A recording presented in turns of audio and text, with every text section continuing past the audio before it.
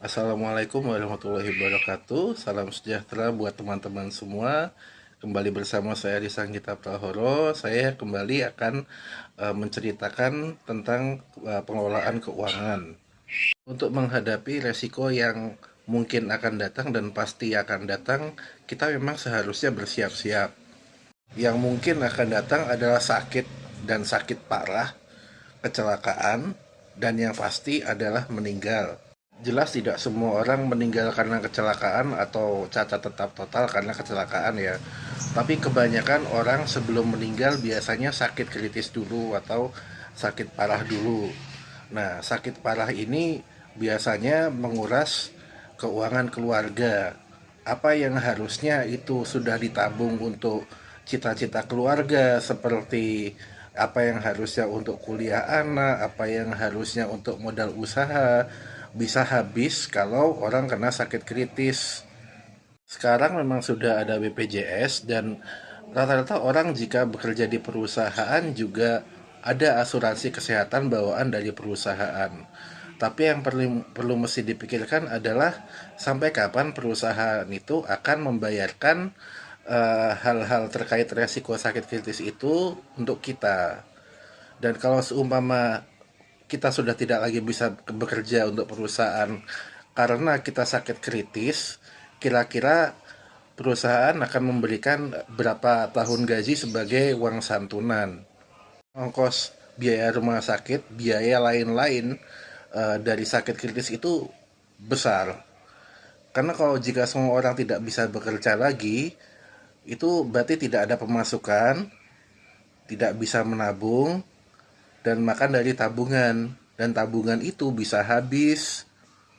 Itu penting untuk menyiapkan nafkah pengganti untuk mengganti biaya-biaya hidup yang harusnya bisa dibayar, atau alangkah baiknya jika uang itu ada bagian yang kira-kira bisa dipakai untuk modal untuk bikin usaha. Jadi orang tidak lagi mengandalkan pada pekerjaan yang tadinya diambil, tapi mungkin istrinya bisa membuka toko atau mungkin anaknya bisa buka usaha atau yang lain, sehingga kelangsungan hidup keluarga bisa terjamin. Untuk menyiapkan nafkah pengganti sakit kritis ini dan warisan, saya bisa membantu untuk mencapainya untuk Bapak Ibu. Contohnya begini, ada Bapak A bergabung pada program yang namanya perisai sakit kritis. Perisai sakit kritis ini, Pak A berkomitmen untuk menyetor 2,5 juta per bulan dalam kondisi Pak A berusia 35 tahun. Pak A menyetor 2,5 juta per bulan selama 20 tahun. Perisai sakit kritis ini akan memberikan perlindungan sampai usia 80 tahun walaupun masa bayarnya hanya 20 tahun. Jika Pak A meninggal dunia karena sebab apapun, maka perisai kritis ini akan memberikan warisan 1 miliar kepada keluarga Pak A. Ketika Pak A mengalami gangguan jantung tahap awal hingga mesti angioplasti, maka perisai kritis ini akan mencairkan 200 juta tanpa potongan dari yang lain. Saat itu juga Pak A sudah tidak perlu lagi menyetor 2,5 juta. Jika gangguan jantungnya meningkat ke tahap kritis, maka perisai kritis ini akan mencairkan 1 miliar nafkah pengganti ke keluarga Pak A. Jika Pak A mungkin di tahun kedua atau ketiga itu mengalami sakit kritis yang lain, seperti misalnya kanker, maka perisai kritis ini akan mencairkan 1 miliar lagi pada keluarga Pak A. Jika Pak A mengalami sakit kritis yang lain ketiga kalinya, misal ketiga kalinya ini Pak A sakit gagal ginjal, maka perisai kritis ini akan memberikan nafkah pengganti 1 miliar lagi pada keluarga Pak A.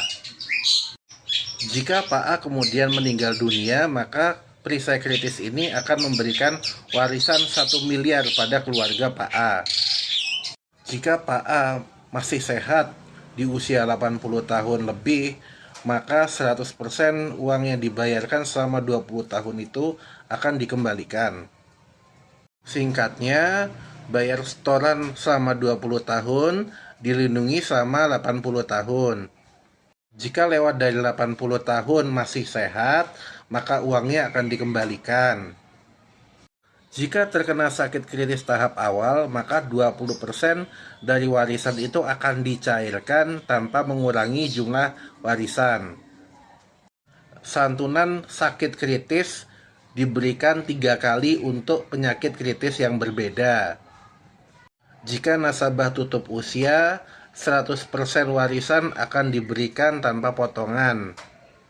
Saya bisa membantu teman-teman untuk bergabung dalam perisai kritis ini, menyiapkan sama seperti apa yang Pak A tadi siapkan untuk keluarganya, sesuai dengan kemampuan dana atau keinginan teman-teman semua.